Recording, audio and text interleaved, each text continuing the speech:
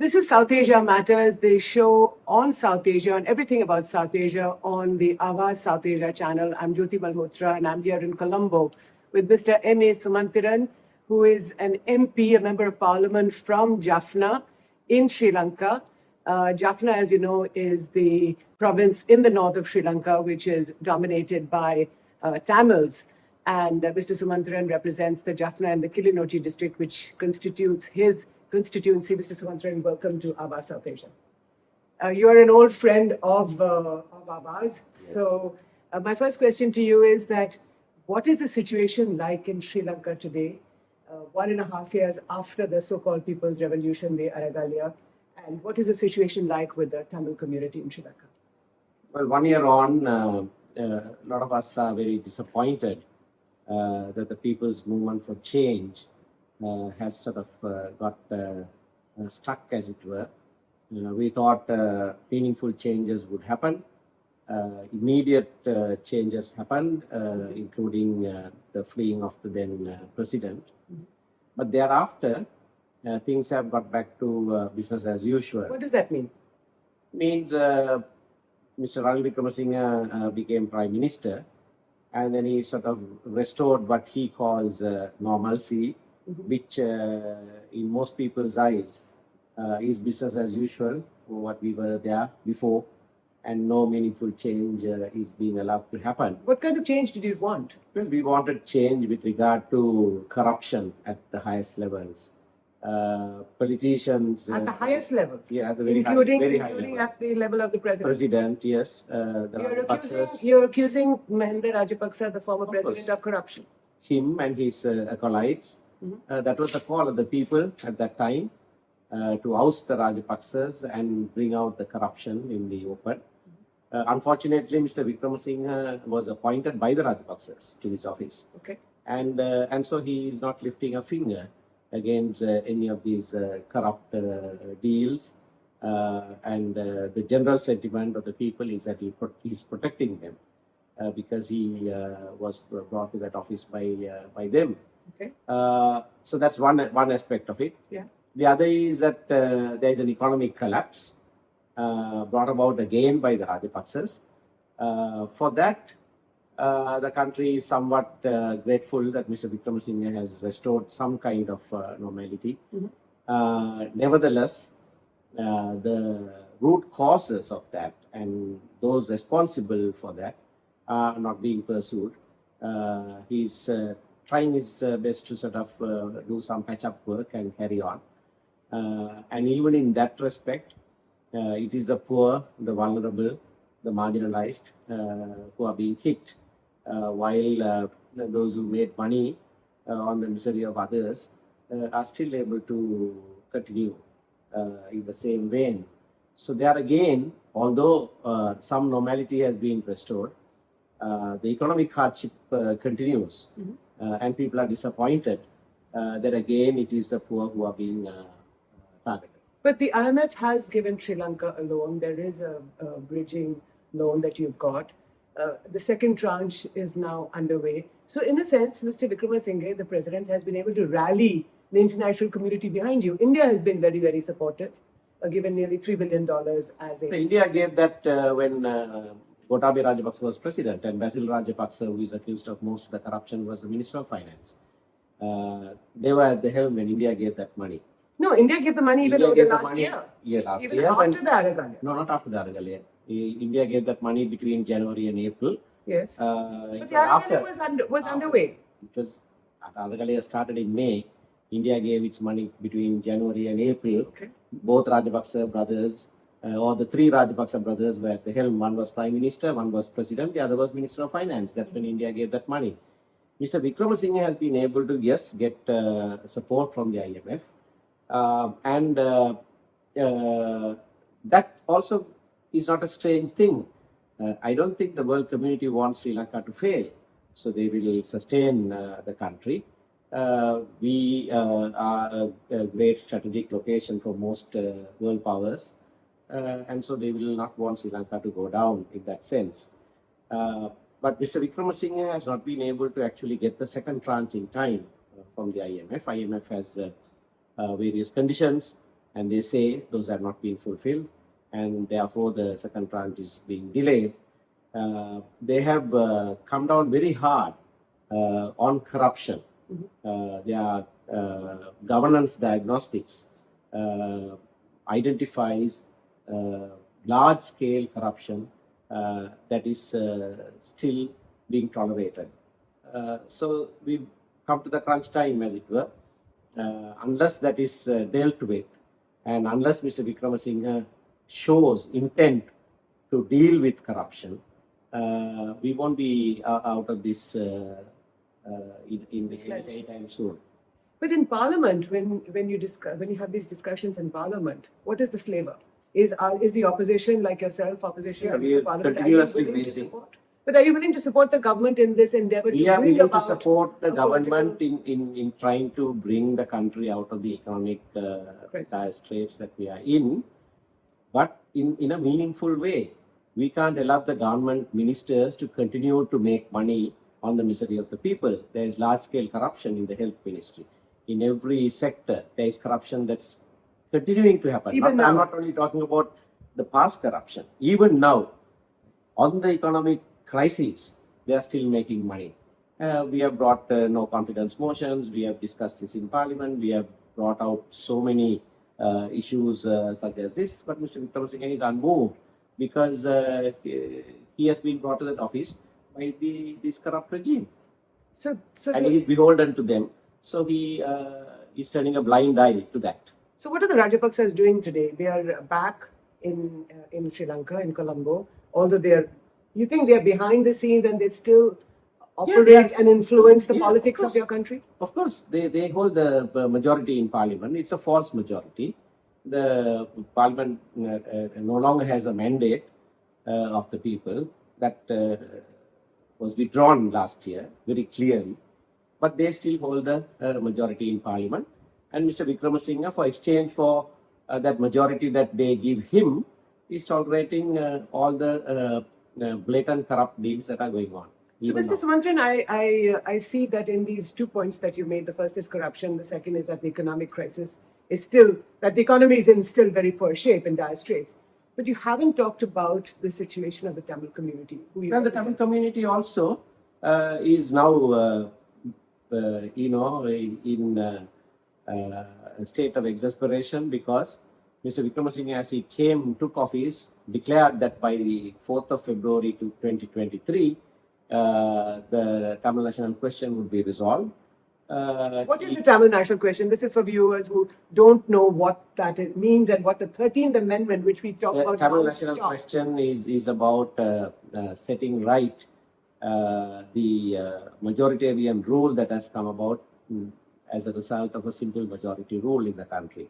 So we want devolution, we want power sharing.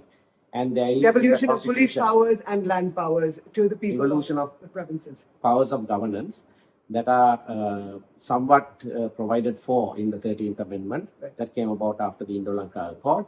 Even that has not been fully implemented. We are not satisfied with even that. We want meaningful power sharing arrangement going up to a federal form of government. But even what obtains in the 13th Amendment on paper has not been fully implemented. So Wickremesinghe said, I will implement that, I will make it meaningful, and all that will happen before the 4th of February this year. And he had meetings, we went for the meetings, we were skeptical, we publicly said we are skeptical, but just so that we are not blamed for this not happening, we went, participated in every meeting, we gave him all the support that was necessary. But that hasn't happened. Why do you think it hasn't happened? Well, he doesn't have the political support. The support that he has is from the Rajapaksas. Simple as that. Not only has that not happened, there is a large-scale land grabbing that's going on in the north and east. Our people are utterly dismayed by what's happening. What's happening? Several government agencies called Mahavali Authority, the Forest Department, the Archaeology more than anybody else, are just taking our people's land, saying that this is reserved for wildlife, that is reserved for forest, this is for archaeology, and depriving them of land, even cultivable land that they have cultivated for over 100 years.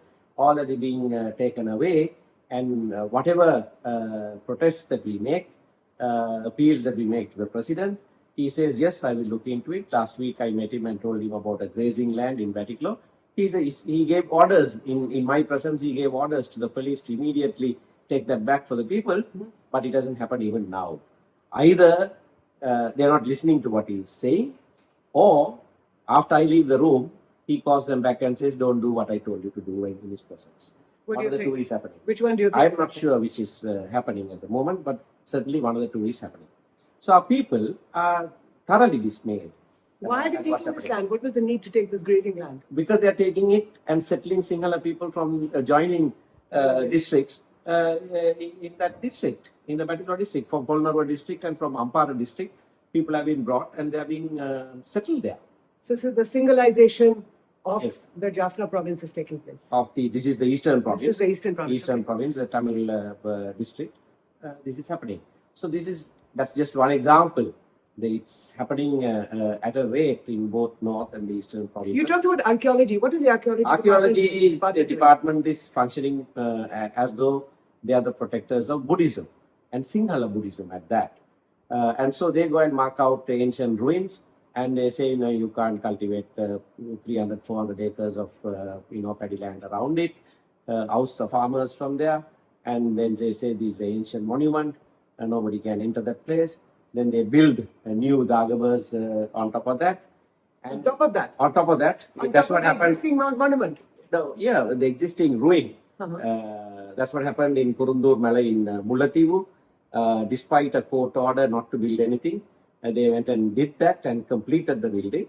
And the judge went on a site inspection and made an order that the court order has been violated. He came under enormous pressure. For 1 full month, there was pressure on him. There were debates in parliament. Lawyers protested in Mullaitivu court and Jaffna outside. And finally, he fled the country now. The judge? Judge has fled the country. He has resigned from his post. In his letter of resignation, he says that there is death threats against him and that pressure has been brought on him. And so he's resigned and he has fled the country. So it has happened to this extent, where even an independent judiciary is unable to function. Department of Archaeology is behind this. But explain to me, just on this Kurundur Malai case. So there is an old ruin in Kurundur Malai, which is a small town in Mullaitivu district.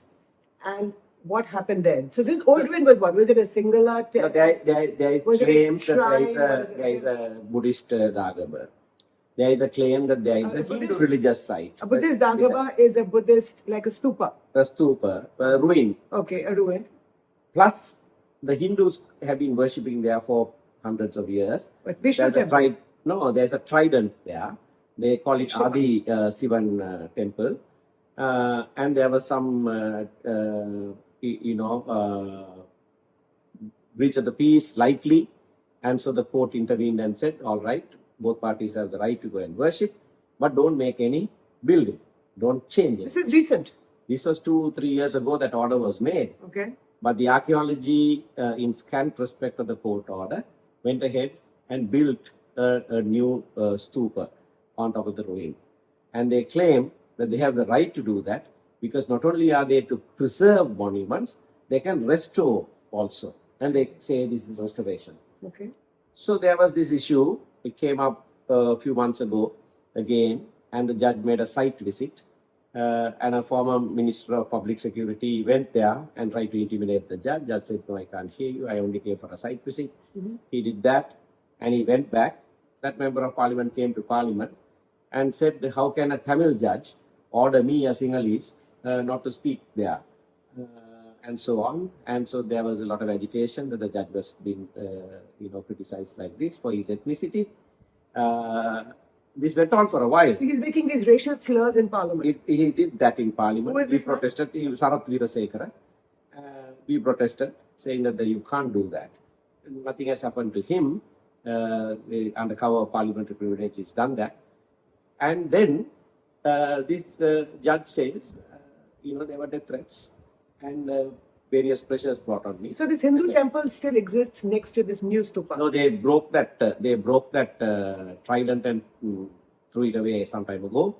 There is a fundamental rights case pending in the Supreme Court. I'm appearing for the Hindus in respect of that. So this is a fairly long history, recent about 2-3 years history to this. But now, the most important thing is that a judge who made the order, he only said that there's a building in violation of the court order. That's all he said. He didn't say anything more than that. And he's been brought under pressure, he says, and he's resigned and fled the country. So this is the first time a judge has officially intimated to the Judicial Service Commission that pressure has been brought on him for doing judicial duty and has actually fled the country. Now all this is happening. Right? Archaeology department. So what is Mr. Wickremesinghe saying about this? When Wickremesinghe hasn't said a word about this particular issue. Minister of Justice comes to Parliament and he says something totally unconnected. He says the judge had the right to arrest people if there was pressure. The judge could have issued summons. He should have made complaints to the Judicial Service Commission. He didn't do any of that, insinuating that he did it for some other reason. So, but the fact remains that a judge who made this order, not only for making that order, even before making that order, he came under enormous pressure. The lawyers in those areas protested. They boycotted courts, even at that time. So in the backdrop of all that, and today, on the 9th of September, we had a protest outside the Supreme Court, and just coming after that, where the members of the bar from Colombo also joined in the protest. So all these institutions are breaking down. Wickremesinghe hasn't even held the elections that were due. He's withheld money from the treasury. Supreme Court ordered that the election be held, money be released. He's violated that and he's not released the money. So local government elections that were due have not been held. Provincial council elections that were due for 5 years have not been held. So he's not holding elections. He's just ruling as he wishes. Mr. Sumanthiran, let me just intervene here and ask you. So when this Kurundur Balai temple issue is ongoing and it's becoming this big controversy, sitting here in your little island of Sri Lanka, when you watch this story unfolding in front of your eyes, and now you're involved with it as well in some way, do you in some way draw some parallel or any parallel with what's happening in India? Although the Babri Masjid, Ram Janmabhoomi story is much older. It's 30 years old. Now that masjid has been demolished, a new temple is coming up. In fact, this is what we are worried about, because this is not just a narrative from Sri Lanka. This has happened in Ayodhya. This has happened in Jerusalem. This happens everywhere. So what we try to do, even the fundamental rights case that I appear in, what we try to do is we say, well, both communities have a right. Let them, worship in whichever way they want to. They can worship a stone, they can worship a tree, they can worship anything, right? That right they have. Don't disturb each other. That's been our policy. But that's the archaeology comes in, and then they act as though they're not protecting an archaeological monument, but some Buddhist ruin. Their logo itself is a Dharma Chakra and a stupa. So it's only Buddhist monuments they will protect. That's so blatantly obvious even in their logo. So all this is happening, and Ranil Wickremesinghe is either powerless to stop it, or he is also part of that. So this cleavage that you see, you think it's being exacerbated by whom? By the major people who think that this country belongs only to Sinhala Buddhists. There's a small group of people who think that. That's not the view of the large majority of the Sinhala people. But these people believe that. And what they do is that they whip up the fears of the majority by pointing to enemy. Tamil is an enemy. The Muslim is an enemy. Every other person is an enemy who's here to work against the majority community. So this has been the history for a long time in this country. And that is still happening. It comes up at times. But if there is a leader who addresses that issue directly, then it dies down. People, are not so fearful. But Wickremesinghe now, it is very different to the Wickremesinghe we knew for 45 years. He never did this before. And the Tamils supported him. He supported Your him. community supported him. You yourself supported him. In the last government, we were very near passing a new constitution with meaningful power sharing arrangements. And he was Prime Minister. He led that project as Prime Minister. We were all involved in that. So this is a very different person because his political base comes from the Rajapaksas. So that's why you think he's changed color? Well, that's one explanation. But can I make an argument? Can I be devil's advocate? You have just emerged from a 30-year-long insurgency, not just about 10, 12 years ago, 2009, Prabhakaran was killed. So the country is still emerging, in a sense, from that deep-seated fracture. And now you've had this economic crisis. So maybe the Sinhalas are also deeply worried and concerned that if you are given these equal powers, it's a very small country of a 20 million population. So maybe there could be potentially something like that again. No, I disagree, because in 2015, when we brought about a change and ousted the Rajapaksas, they were not so fearful. We started a new constitution project. Nobody protested. Nobody said don't implement the 13th Amendment. Everybody was willing to go beyond the 13th Amendment. Were they? Yeah. There was a consensus at the steering committee that Mr. Wickremesinghe chaired. It was a long project. We even got a draft new constitution. Nobody was agitated at that time because President Maithripala Sirisena very clearly articulated his vision for an inclusive Sri Lanka at that time. Mm-hmm. And he said, we need to do this to put the past behind us. We need to share power. We need to treat everybody as equal. He said all of those things. So the country's leaders' articulation is very, very, very important. When Chandrika Bandaranaike was president, there was a war going on. Right. Still, she managed to convince the country that even a federal form of government is fine. There were surveys done at that time. Within a space of 2 years, when people wouldn't agree to a federal form of government, after her campaign for 2 years, almost more than 60% of the country said yes. So it depends a lot on the leader.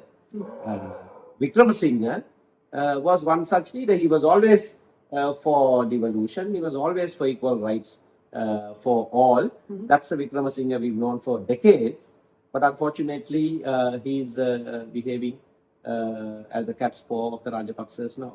So the Rajapaksas are still the people behind the parda, exactly. Behind the scenes. Yeah. That's why he gets very angry when we do that.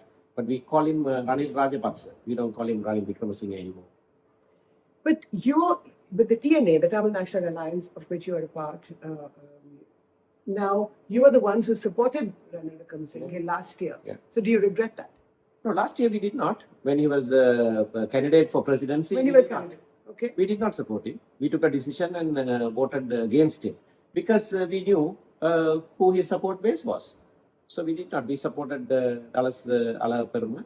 We publicly announced and we voted against him. Okay, looking forward, in another year or so, you're going to have elections. Although, anything can happen in 1 year. What do you think is, who are the key candidates? What's the situation like? That is left to be seen. I think Mr. Wickremesinghe himself is not sure what election to hold. He is flying many kites and checking out the mood. So it's very difficult to say, because if we went by the law, provincial council elections should have been held, local government elections should have been held. Next year, what is due is a presidential election. But one doesn't know what he has in mind or whether he himself is sure what he should do. So what's happening on the India-Sri Lanka relationship? India-Sri Lanka relations primarily is about the region, and our position has always been that India's concern for the region is paramount, and we must subject everything to that. That's a legitimate concern of India. And to that extent, we have opposed any Chinese involvement in this island. We have publicly said that. We publicly said that if we were located in South China Sea, we would have given due credit to China's concern. But we are not. We are in the Indian Ocean, only 30 kilometers off the Indian coast. So India has defense concerns. We must take on board. Mm-hmm. Unfortunately, governments that have been in power, and now Wickremesinghe's government also, is trying to accommodate China. in various different ways. You think so? Yes. We are a debtor to China. China is a big creditor to us. We need their support to restructure debt. So that's one excuse. But even before that, China was given various facilities here. The Rajapaksas did it. Wickremesinghe is being no different to that. But he was in Delhi a couple of months ago. He seemed to have a good meeting with Prime Minister Modi. Well, this is an unprecedented late visit to Delhi. Any head of state who assumes office in Sri Lanka visits Delhi within that 1 month. Mr. Wickremesinghe went almost after a year. There was no invitation for a year. That is quite significant. Why do you think it's significant? Right. India did not extend that invitation for a year. They probably were not very sure of his allegiance. Allegiance to whom? To India as a regional power, and vis-a-vis his flirting with China and other forces around here. So you think he's playing it both ways? Yeah, well, he is saying we are sovereign. I'm for Sri Lanka. I'm not for India. I'm not for China. Which is true. That's perfectly all right. But having said that, one must give due consideration for the region's security and India's legitimate defense concerns in the region. You can't get out of that. You can't say I'm equidistant from China and India. No, we are not equidistant from it. Physically, we are not. And that must have some say in the relations. So, but him just saying these notional things obviously must be creating a concern in New Delhi. So, do you think that even on this front, on this strategic geopolitical story that's underway regarding India, China, and Sri Lanka in this triangle, if you like, you think that Mr. Wickremesinghe is still playing the game of being the cat's paw of the Rajapaksas? Well, cat's paw of the Rajapaksas, as well as his concern may be this debt sustainability and China having to cooperate on debt restructuring. That may be his legitimate concern. But whatever it is... But that's a fair point. That's a fair point. But whatever it is, it must be causing concern in New Delhi. Mm-hmm. And that's why you think the invitation to... Well, that may be one reason. But it is significant that he was made to wait for almost a year. So now if you look at the big picture, Mr. Sumanthiran, what do you see? The big picture is that I think the changes that were about to happen last year and were hijacked by Wickremesinghe and others must happen. Only if we allow the people's aspirations to actually take root, there is hope for us. So the Aragalaya or the people's protest movement must in some different form even come to the fore, and we must change that, we must see that change taking place in Sri Lanka, or else we will drift along like this. Mr. Sumanthiran, thank you so much for your time, for speaking to Ava South Asia. This is South Asia Matters. I'm Jyoti Malhotra in Colombo with Mr. A Sumanthiran, the MP from Jaffna province. Thank you so much for watching.